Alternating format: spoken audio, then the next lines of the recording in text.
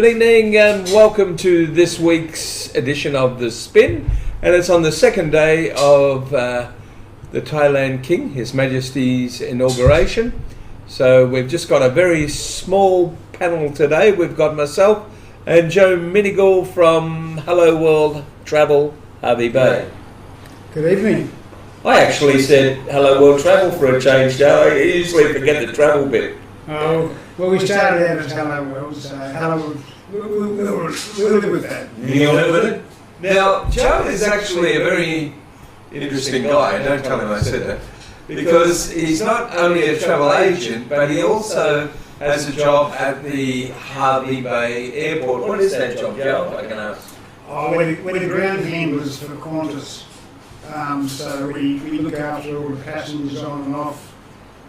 So subsequently we've got a lot of experience with passengers of all abilities. And so you do all the moving of the wheelchair people and all that sort of thing? Exactly right, yeah. If passengers need assistance, it depends on their level. But we've got the equipment there to sling people, eagle lifts, similar people, what they use in hospitals and things like that. And we can transfer people from their wheelchairs to the hospitals. To their seats and things like that. Yeah. I've got a terribly bad joke there, but I'm going to leave it go. I'll have to edit it out or something. I always get the feeling that grand handlers, when a wheelchair person arrives or a person with mobility impairment arrives, they go, I wish they weren't here. Is that sometimes the case or often the case or what? Not so much where we are, but I can understand your feeling there. We quite often get a notice that we've got a wheelchair passenger coming off the aircraft, and so we go out there expecting them to come off, and next thing they walk off. So they're taking advantage of the service in the larger airports, but don't want to use it in the smaller airports. So I guess what you're saying, without being too rude, is that some people rot the system a little bit. Rot the system's not really things that, Potentially. Potentially. In the larger airports, I can understand some people who are elderly or less mobile wanting to take advantage because you've got extremely long distances. But sometimes I think they should look at paying for that service. It's an extra service. And maybe there should be a little bit of a charge for the people who aren't genuinely, or genuinely is not the right word, who aren't... No, I think genuine's a good word, actually. Because... Go on. Handicapped to the extent that they don't have an alternative... motive, if you like. Yeah. And I mean, it is a difficult one because sometimes a person may well be able to walk a short distance in, say, Harvey Bay Airport, but could not walk the larger distance in a larger airport. That's right. Look, it's a hard one because I do know of situations where some people have said, we want a wheelchair because we can jump the queue. But, and that's going to an extreme. But as in my role as a travel agent, we look after a lot of people who are quite elderly and genuinely could not handle the distances in the larger airports. So the wheelchair service is there, but I think sometimes there's justification for thinking about a premium for it. It's the same old story, isn't it, of the fact that the few people who mess it up for the larger amount of people, isn't it? As always, the minority ruin it for the majority. Yeah, and that's what is the sad thing, really. And I actually think there could be a system where somebody who flies frequently and is genuinely in need should, and it may not be visible either, it may not be obvious, can go to a doctor, get a card that says I'm a traveller that needs assistance, and if people had that card and showed it to the airline, perhaps there should be no charge for those people. Oh yeah, that's a way to do it, but you're putting something back on the check-in staff that they need to, check or ask. Check it out. Now, as you know, with electric wheelchairs, you've got your letter of authorisation and things like that. Well, if you organise yourself, you have anyway. Well, exactly right, yeah. But we do have to ring up and get the authorisation sometimes on the run, but it's one of those, like unaccompanied minor children, they pay a premium for the service that the airlines give to look after the children. So, yeah. Yep, it's an arguable point, isn't it? Yeah. And look, I agree with you. I think it's something that needs to be looked at and improved, really. Well, I've come into Thailand from Vietnam, and in both places I saw numerous wheelchairs sitting there with a name on it. And on one aircraft I came off, there was 7 wheelchairs sitting there waiting for passengers to come off the plane. Now, as we know, the airlines put a restriction on the number of wheelchair passengers. So is that then creating a difficulty for somebody who really needs it? Who doesn't have an option? Yeah. Yeah. So I think sometimes you may be right there. Yeah. Now, let's forget the getting on the plane for a minute. We probably should leave that one. It's a difficult one. Yeah. What about mobility impaired travel as a whole? I think that the main, where I got to know you, is that mobility impaired travel, accessible travel, disability travel, whatever you want to call it, had basically migrated almost completely to the internet. And I think that is something that needs to be turned around. I think the mainstream travel industry needs to look at how to service this market better. What do you think? Well, I would love to see that. I think the reason why it's gone to the internet is that it's a fear by the general or not average travel consultant, but the general consultant who does not know how to handle the challenges. Now, I've been in the airline industry for 45 years, and I've been looking after people with disabilities from the time we put them on with a fireman's lift. So I've seen the movement, the improvements and things like that, and I know the requirements that the airline have. So I'm not having a challenge, but I know of consultants who work for other travel agents who just have no idea, and they don't know, and because of that they put it off. The person looking for assistance says, well, you don't know what I'm talking about, so they go somewhere else. It's a round and round thing, isn't it? Because basically what happens is the person with a mobility impairment goes, I don't want to go in there because they have no idea what to do and I'm wasting my time. And the travel agent goes, to some degree, I think my bird's coming over, I'll get him in just a minute. The travel agent goes, well, I think I wish you didn't come in. And we can change that, can't we? Oh, exactly, yeah. Well, I don't think the consultant wishes they never come in. Only because they can't service them properly and they feel inadequate. Yeah, good point. And this is why what we're trying to do with Anywhere on Wheels is provide a point of assistance. So the consultant can talk to somebody who knows their position and help them. And if their client isn't quite comfortable, they can ring our office or ring the Anywhere on Wheels office and talk to somebody who can then check what they need and provide advice to the consultant. And it brings it back to a much more personal relationship. And a lot of people, particularly elderly people, if I'm being honest, feel a lot more comfortable if they are paying their money to a recognised travel agent. They're not so much worried about something going wrong. And I think that's a fair point too, and another reason to build this market together. Absolutely. You know, we've all unfortunately heard of the scams on TV, and people are getting shyer and shyer of doing things on TV, on the internet. Yeah. And there are a lot of good internet operators. Oh, there's some brilliant ones. But unfortunately they can't be the answer to everybody. No. So you're quite happy in a way to work in with those internet people and provide a service where they get the best of both worlds, which is what you're really doing with us. Yes, exactly right. I quite often say that I'm the West web browser. right? Yeah, that I'll tell you the best websites to go and have a look at. You know, if you go and Google something, for example, you Google European tours for argument's sake, and you get 60,000 responses. Who's genuine? Who's real? Who's not? And it's the same thing. You Google looking for disability travel. Who do you know is genuine? Yeah. Well, I've got one more question because we've got a couple of things to cover, and we'll get you on again if we can. The main question I want to ask you is, what can we, as a group of people with mobility impairment, do to make it easier for you to do your job?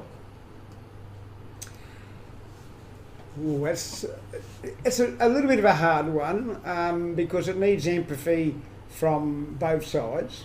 Time, I think, is a big thing. And time, but you need to understand the challenges the consultant faces, and we all know that able-bodied people don't recognise the challenges as well. Well, I'm talking particularly about the ground handling now at the airport. Oh, sorry, no, I didn't make that clear. Yeah. What can we do to make that easier?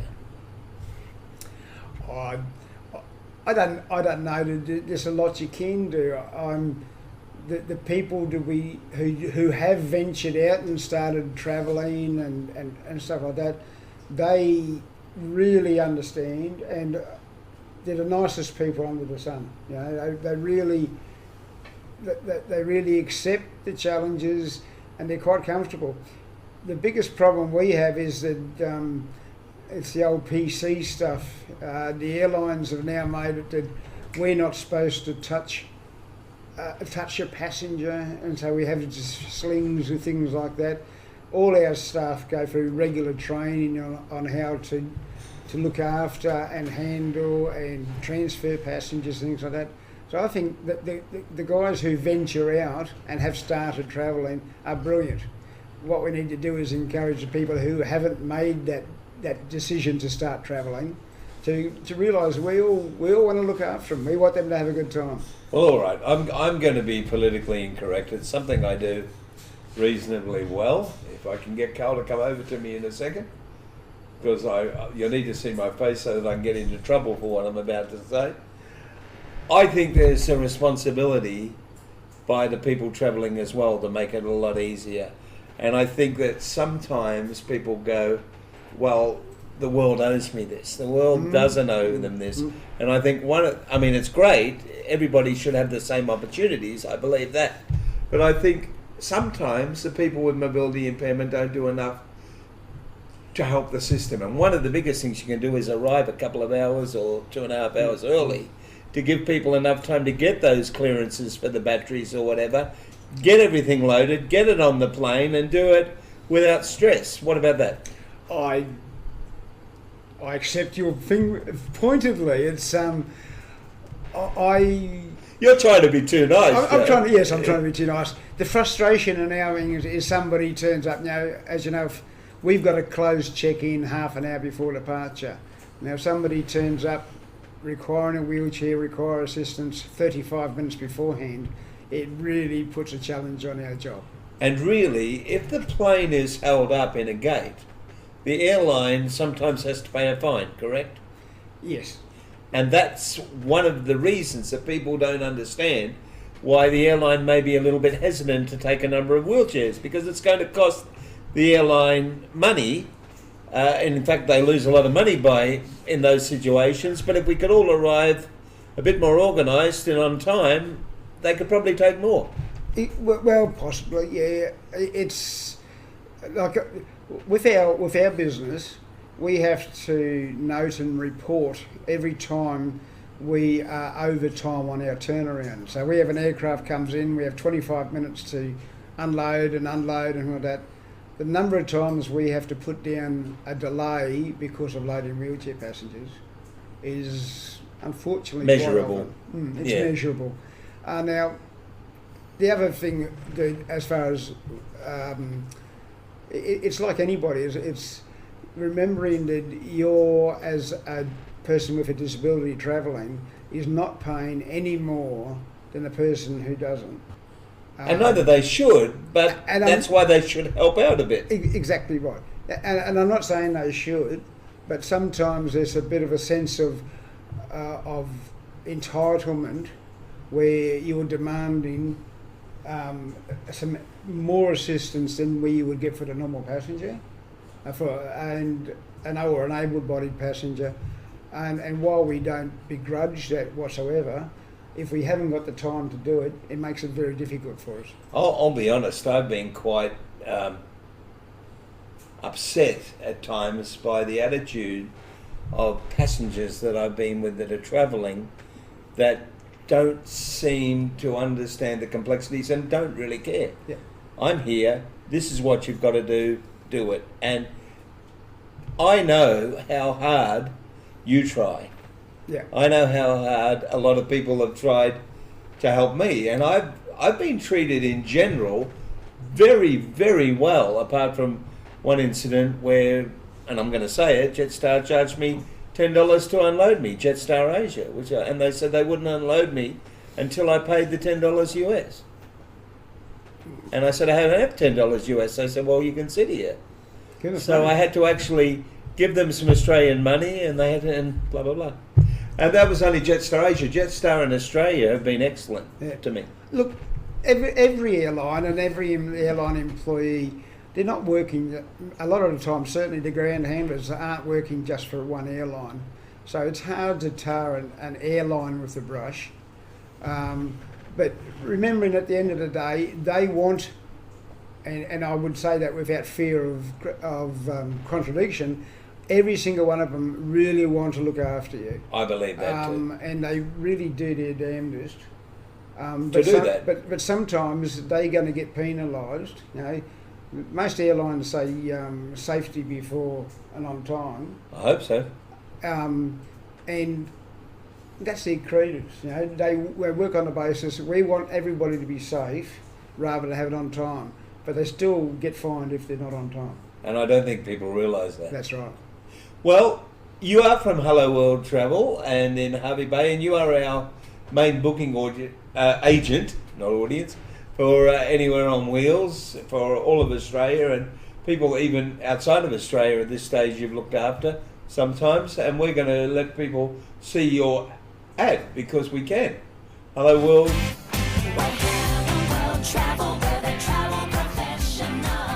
Helloworld Travel Hervey Bay is Anywhere on Wheels' preferred travel agent in Australia.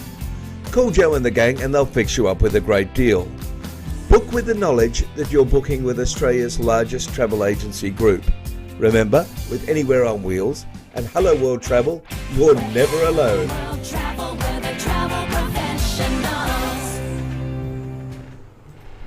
Oh, just before we finish, I had other things to do today, but we've talked too long. I'm good at that.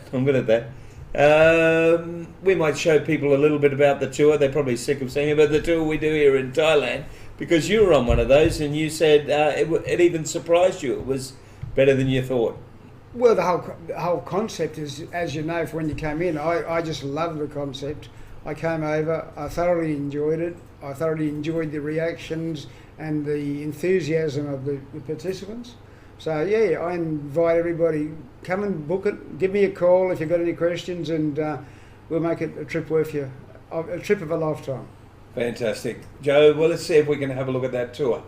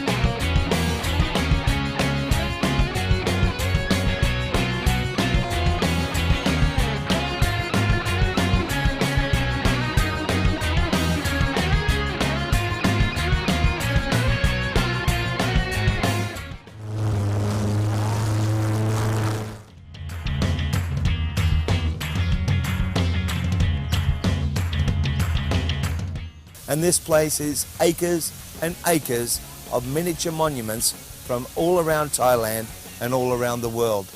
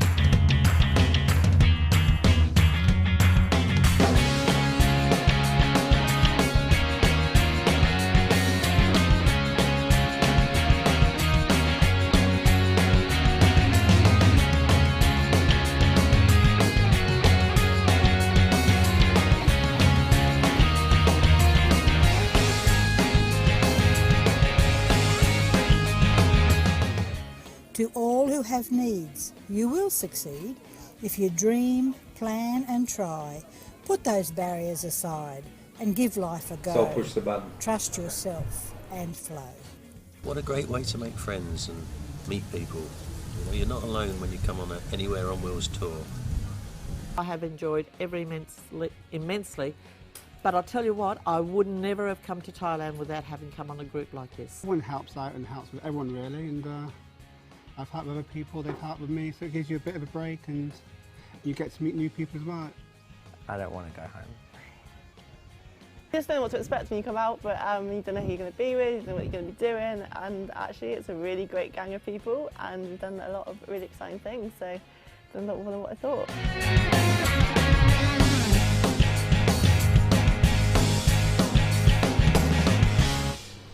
Does that bring back some memories? It does. Yeah. How many? You were here for I should not speak like an Australian. You were here for what, 2 or 3 or 4 days or something? I think 4 days, 3 nights. You were at Damnon Care Resort, Yes. and all that sort of thing. You looked at the speedboat and did all that and met all the people. Yep. And we had a heck of a time, really, didn't we? I thoroughly enjoyed it, and the most impressive thing was the resorts. It's quite often a challenge finding accommodation which is suitable, and that resort just blew me away. He's done a brilliant job, and anybody with a electric wheelchair or a manual wheelchair would just love the convenience and the ease of getting around it. And on the canal, what more can you want? It was beautiful, wasn't it? Notice we've got 2 microphones now. We like your voice so much. Oh, okay. Actually, the truth is one just wasn't working properly. That's all right. Joe, would you come back on another tour, do you think, at some stage? I would like to, and at this stage I'm planning on escorting the tour in March next year. Which is going to be a great tour. That's right. So that one will be hopefully fully escorted ex-Australia by myself. Well, I might even come on that. I expect you to be.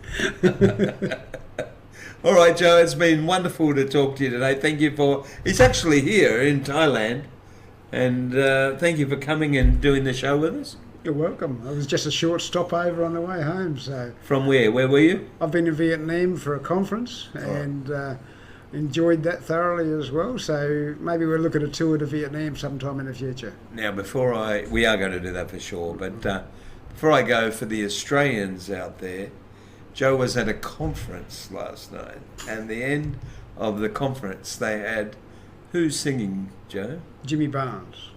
Yes, that's just wrong for all you Australians. You know, He was about 6 feet away from my dinner table, so that was all right. Very good. Well, he's just a working class man, isn't he? Absolutely.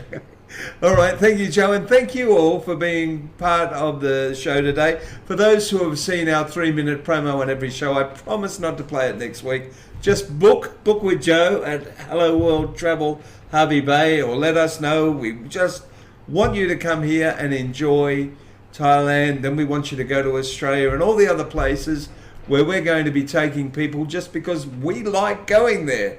And we want everyone to experience it in the best, most accessible way with lots of confidence And that's what we aim to do. Thanks, Joe. You're welcome. And thank you again, everyone. We'll see you next week on The Spin. Goodbye.